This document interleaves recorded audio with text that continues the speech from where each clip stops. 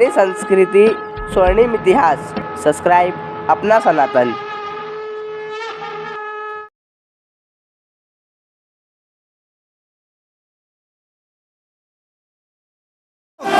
जो जातिवाद में बढ़ जाते हो, जब वोट देने जाना तो एक ही बात दिमाग लगा लेना, खाली अफगानिस्तान की स्थिति याद कर लेना, आपको पता चल जाएगा कि आपको वोट कहां देना है, मुहर कहां लगनी है।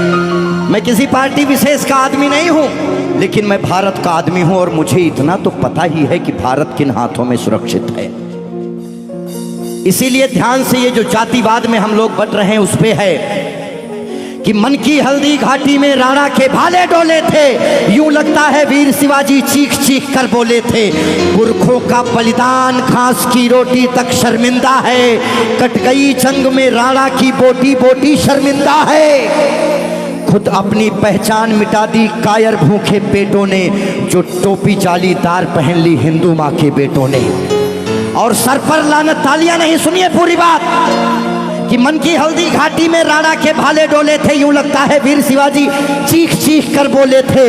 पुरखों का बलिदान घास की रोटी भी शर्मिंदा है, कट गई जंग में राणा की बोटी बोटी शर्मिंदा है। खुद अपनी पहचान मिटा दी कायर भूखे पेटों ने, जो टोपी जालीदार पहन ली हिंदू माँ के बेटों ने।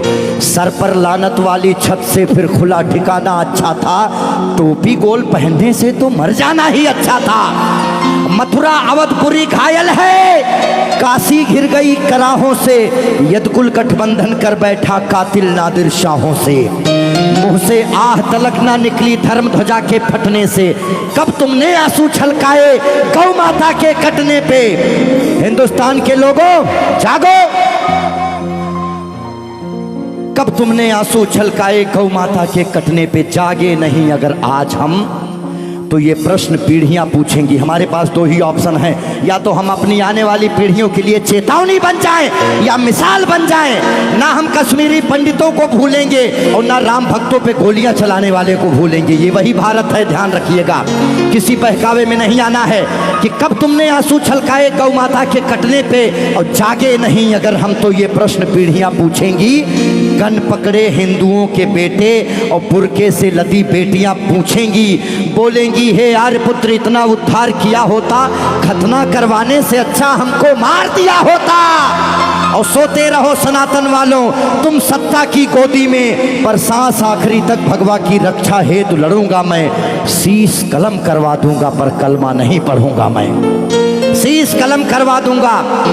आने याद रखना, हमारे भारत में 29 राज्य हैं, जिसमें से खाली 22 राज्यों में हम लोग बहुसंख्यक हैं, बाकी अल्पसंख्यक। इसीलिए मैं भजन भी गाता हूं, मैं जागरण भी करता हूं, क्योंकि मैं भारत, मेरा चैनल कभी भी बदल सकता है। अभी देशभक्ति चल रहा है, कभी कभी कपिल शर्मा लग जाएंगे, फिर कभी आस्था लग जाएगा।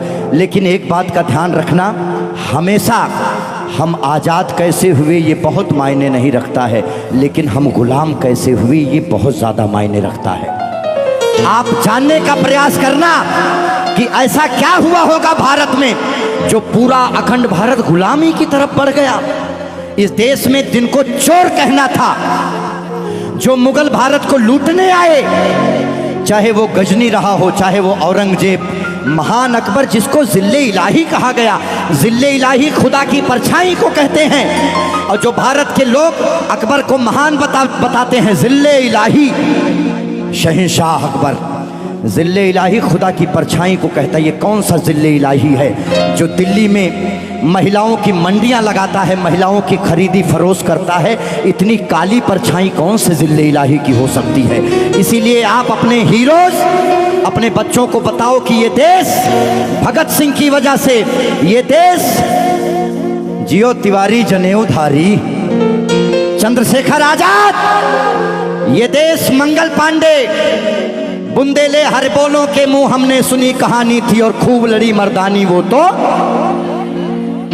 हमारे यहाँ महिलाएं घूंघट करती हैं क्योंकि यहाँ लुटेरे आए, भारत में लूटे, डोलियां लूटे, महिलाओं के साथ दुराचार किए, जिसकी वजह से उन्हें पर्दे में रखा जाने लगा। भारत के लोगों, 2022 का चुनाव आपके सर पे है। मोहर लगाने से पहले सोच लेना कि भारत वाकई में किन हाथों में महफूज है, बाकी आगे आपकी मर्जी। बोलिए भारत माता की।